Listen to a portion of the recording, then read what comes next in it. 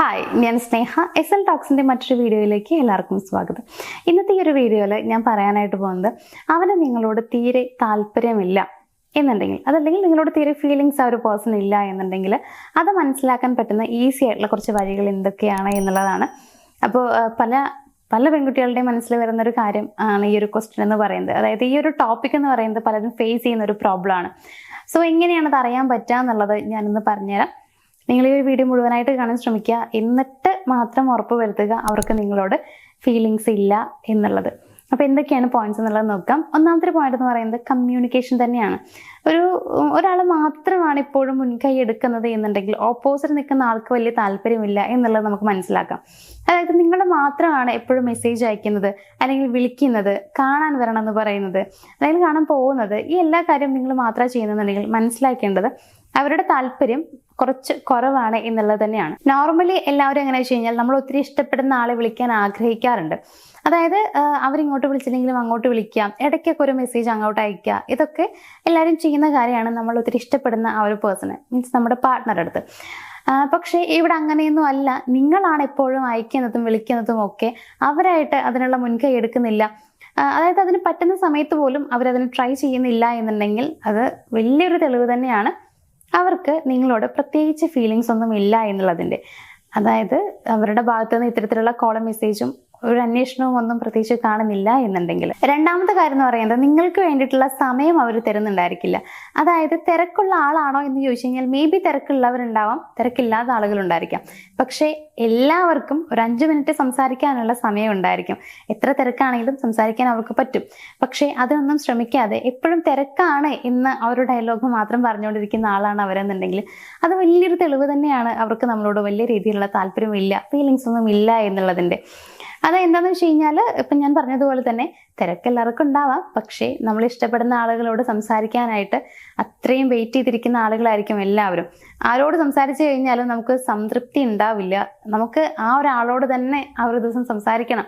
ഒരു ദിവസം അവരോടും സംസാരിച്ചില്ലെങ്കിൽ നമുക്ക് ഭയങ്കര ഒരു സമാധാനക്കേടായിരിക്കും ഉണ്ടാവും. അത് സ്നേഹിക്കുന്ന ആളുകൾക്കൊക്കെ അങ്ങനെയാണ്.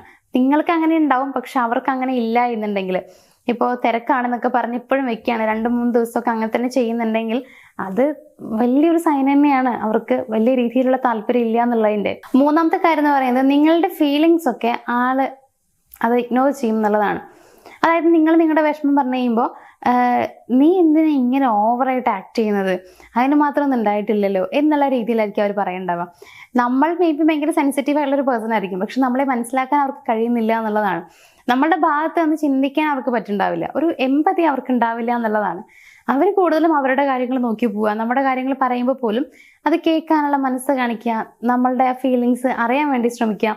ഇതൊന്നും അവരുടെ ഭാഗത്ത് നിന്ന് കാണാൻ പറ്റില്ല. നമ്മളുടെ ഫീലിങ്സിനെ മാക്സിമം അവർ ഇഗ്നോർ ചെയ്യാൻ മാത്രമായിരിക്കും ശ്രമിക്കുന്നുണ്ടായിരിക്കുക. നാലാമത്തെ കാര്യം എന്ന് പറയുന്നത്, നിങ്ങൾ തമ്മിലുള്ള ഇപ്പോൾ ഒരു ഫിസിക്കൽ ആയാലും ഇമോഷണൽ ആയാലും ആ ഒരു അടുപ്പം നിങ്ങൾ നോക്കുക. മുമ്പ് ഭയങ്കര ക്ലോസ് ആയിരുന്ന ആളുകളായിരിക്കാം, പക്ഷെ ഇപ്പോൾ ഭയങ്കരമായിട്ട് ഗ്യാപ്പ് വന്ന പോലെ ഫീൽ ചെയ്യുന്നുണ്ടാവും. ഇപ്പോൾ ഒരു ഫിസിക്കൽ അട്രാക്ഷൻ അല്ലെങ്കിൽ ഒരു ഫിസിക്കൽ അഫെക്ഷൻ്റെ കാര്യം പറയുകയാണെന്നുണ്ടെങ്കിൽ തന്നെ, മുമ്പ് നിങ്ങൾ കൈ കോർത്ത് പിടിച്ച് നടന്ന ആളുകളൊക്കെ ആയിരിക്കും, പക്ഷെ ഇപ്പോൾ കയ്യിലൊന്ന് ടച്ച് ചെയ്യുന്ന പോലും ഇല്ല, ഐ കോണ്ടാക്ട് മെയിൻറ്റെയിൻ ചെയ്യുന്നില്ല. അങ്ങനെ കുറേ കാര്യങ്ങൾ നിങ്ങൾക്കിടയിൽ ഇപ്പോൾ മാറ്റങ്ങൾ വന്നിട്ടുണ്ടായിരിക്കും.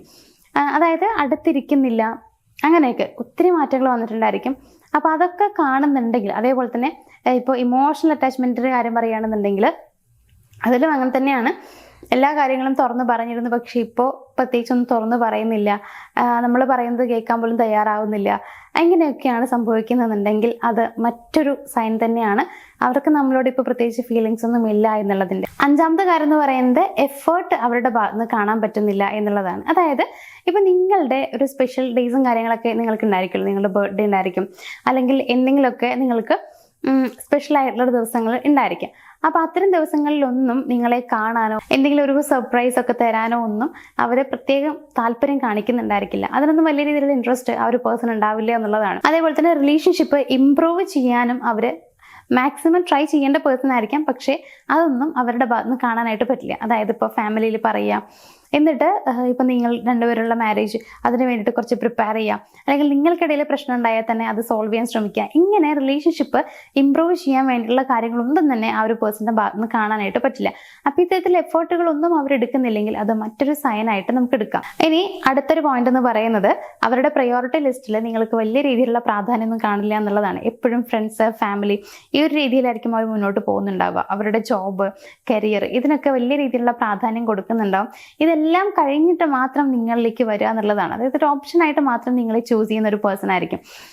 ഇപ്പോൾ തിരക്കാണെന്ന് പറഞ്ഞിട്ടുള്ള ആ ഒരാൾ നമ്മൾ ജസ്റ്റ് ഒന്ന് ഫോൺ എടുത്ത് നോക്കി കഴിഞ്ഞാൽ ചിലപ്പോൾ അവർ സ്റ്റോറി ഇട്ടിട്ടുണ്ടാവും, പോസ്റ്റ് ഇട്ടിട്ടുണ്ടാവും, ഫ്രണ്ട്സിൻ്റെ കൂടെ വേറെ എവിടെയെങ്കിലും പോയിട്ട് എൻജോയ് ചെയ്യുന്നതോ അല്ലെങ്കിൽ ഫാമിലിയുടെ കൂടെ ഇരിക്കുന്നതോ അങ്ങനെയുള്ള കുറേ കാര്യങ്ങൾ മേ ബി അവർ സ്റ്റോറിയും പോസ്റ്റൊക്കെ ഇടുന്നുണ്ടായിരിക്കും. അതായത് അതിനുള്ള സമയമൊക്കെ അവർക്ക് ഉണ്ടായിരിക്കും, പക്ഷെ നിങ്ങളുടെ കൂടെ സ്പെൻഡ് ചെയ്യാനുള്ള സമയമായിരിക്കും അവർക്കില്ലാതിരിക്കുക എന്നുള്ളതാണ്.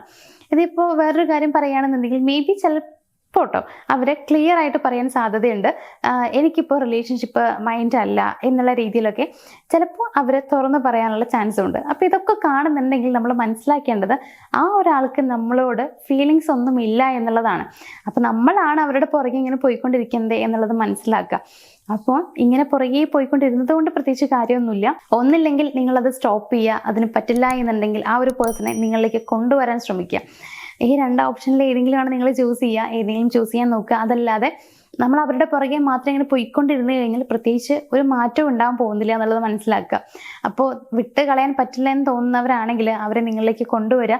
അതിനെന്താ ചെയ്യേണ്ടതെന്ന് അറിയാത്ത ആളുകളാണെന്നുണ്ടെങ്കിൽ നമ്മളെ ഒന്ന് കോൺടാക്ട് ചെയ്യുക. സ്ക്രീനിൽ നമ്പർ കൊടുത്തിട്ടുണ്ട്. നിങ്ങൾ എന്ത് ചെയ്യണം എന്നുള്ളത് ഞങ്ങൾ നിങ്ങൾക്ക് പറഞ്ഞുതരാം. അപ്പോൾ എന്തായാലും ഇന്നത്തെ ഈ ഒരു വീഡിയോ നിങ്ങൾക്ക് മനസ്സിലായിട്ടുണ്ടാകും എന്നുള്ള വിശ്വാസത്തോട് കൂടിയിട്ട് ഞാൻ ഈ ഒരു വീഡിയോയുടെ വൈൻഡപ്പ് ചെയ്യുകയാണ്. നമുക്ക് മറ്റൊരു വീഡിയോയിൽ കാണാം. Thank you.